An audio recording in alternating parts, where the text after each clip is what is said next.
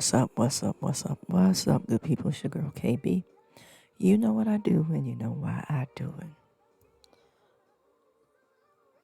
I'm just waking up in a spirit of praise and gratitude. You know, I've been up for, I want to say about 5 hours now. It's 7 o'clock, Sunday morning, September 10th. And I've been up, like I said, for about 5 hours now. And I kind of sat with myself. Normally, you know, I get up in prayer. But this morning I kind of sat with myself and busied myself with some things that I didn't get a chance to do yesterday. And as I was in the throes of those things, I started thinking about some things that transpired yesterday. I was with two of my favorite people in the whole wide world, my sister and my grown nephew. And we spent the day cleaning out my mom's house. As I've shared, my mom passed away in August. So, we had a lot of conversation, just, really chit-chatting with one another. And it was, for me, a learning experience. One, about myself, and two, about family dynamics. I finally got a chance to really speak to the dysfunction of our individual trauma histories. I'm known as the, how do I put this? In polite terms, I'm the problem child because I don't sit on my words. And I don't sugarcoat anything to appease anyone. So I'm always labeled the problem because of that. It's hard enough being me. This is how I look at it. It's hard enough being me. And I'm not going to hold anybody else's stuff because they're uncomfortable with it. If it's there, call it out, deal with it, or don't deal with it. That's your choice. But I'm not going to continuously walk around the elephant in the room. That's not me. I'll walk over it. I'll say it's there. I'll point it out that, hey, it's still here. Yeah, that's me. So in saying all this, it brings me to the title of this introduction piece, Closely Listening. So as we were chatting in the car on the way down to where my mom's house is, we get in this area that's called the foothills. And it's pretty benign terrain, but the ground is all dry. And usually, there's brush fires in this area. My mom's house is in a valley. And it's what's known as the Big Valley. If you've ever watched the old Western TV show, it's the Big Valley. So we're driving through the hills to get to this valley. And again, the ground is all yellow. But the sky is gorgeous. We're leaving the Bay Area where there's lots of fog. The weather was warm in the Bay Area.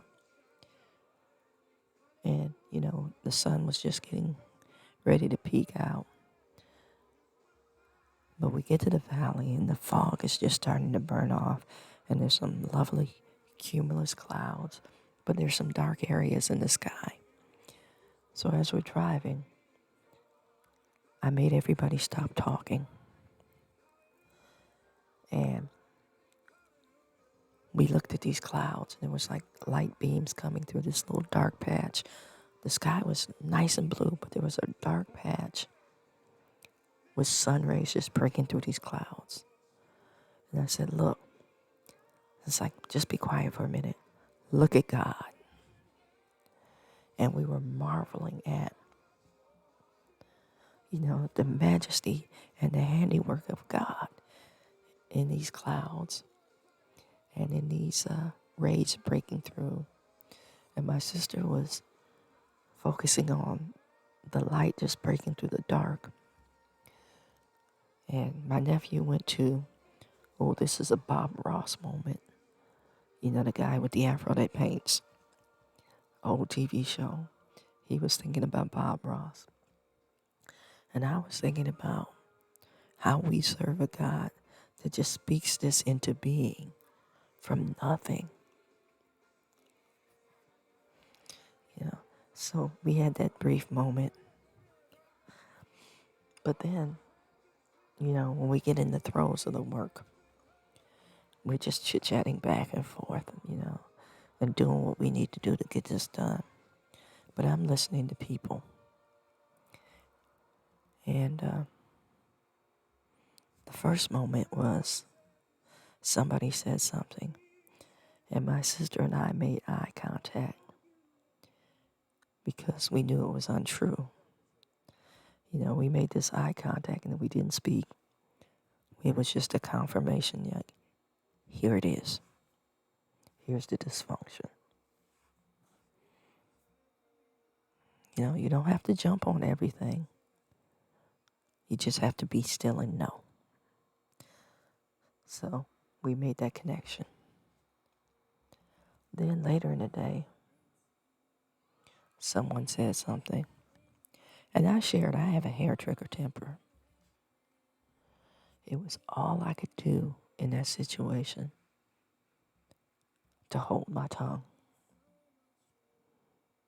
So I just wanted to get through everything that we needed to get through and call it a day. But it was all I could do in my physical being to hold my tongue on this particular situation.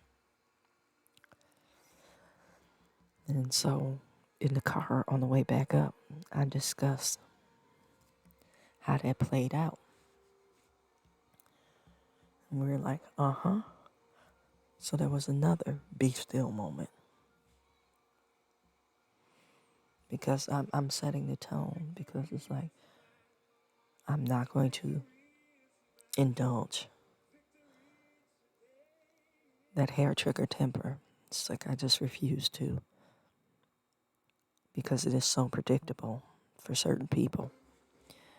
Okay, so I got through that.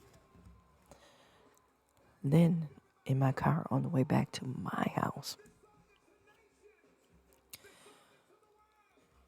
I'm calling a few folks who knew where I was to let them know, hey, I made it back safe. And I got home and I just started reflecting on all the conversations that went on during the day. And all the conversation that kind of led to this moment. And the thing that happened for me was I reflected on an untruth from a couple of sources, and how this untruth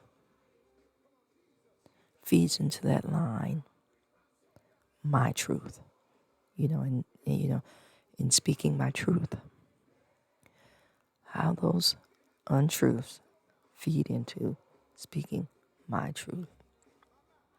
In one instance that I thought about is somebody that has just been totally untruthful for a long period of time. and I spoke on it on a couple of occasions. And in speaking on it, their response was somewhat Peter-like in denial. No, that's not, I will never deny you, Jesus. That kind of denial. No, that's not right. That's incorrect. And the person was adamant about it until, and I'm going to say until, the moment of actual betrayal. And the betrayal was for self-preservation and self-gratification. I thought about that conversation. Then, another conversation. I pulled somebody's coat on something that I saw. Because remember, I'm saying I'm the person that speaks on things that they see. I don't hide it. So, hey, Susie Q, this is what I see. Hey, Susie Q, we're cool. I love you. You're my friend. And I know no good is going to come of this. And no good is going to come of this. And you're already struggling with bits and pieces of it now. Okay? That's basically how the conversation went. Again, the denial. No, that's not what it is. I know it looks like this, but please believe me, that's not what it is. Okay, I'm going to take you at your word. But almost every time I've spoken after the initial pull up, this is what I see, comment, almost every single time spoken, there's either an issue with what I saw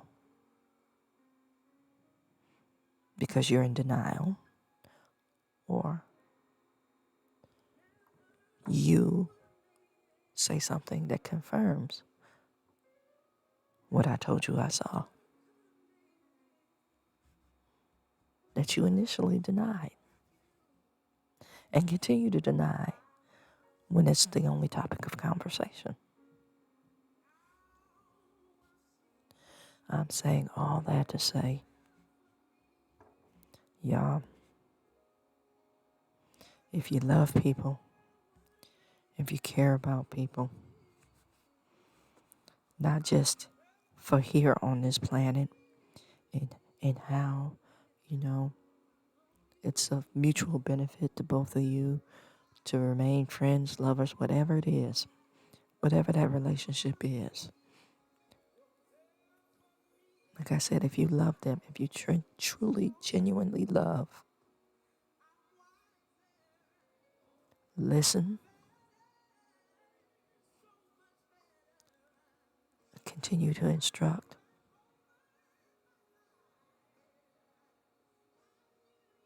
continue to call out, continue to correct. And getting back to listening closely. Don't stay silent when somebody's life hangs in the balance. Telling yourself that's none of your business. Love is always the business. Amen.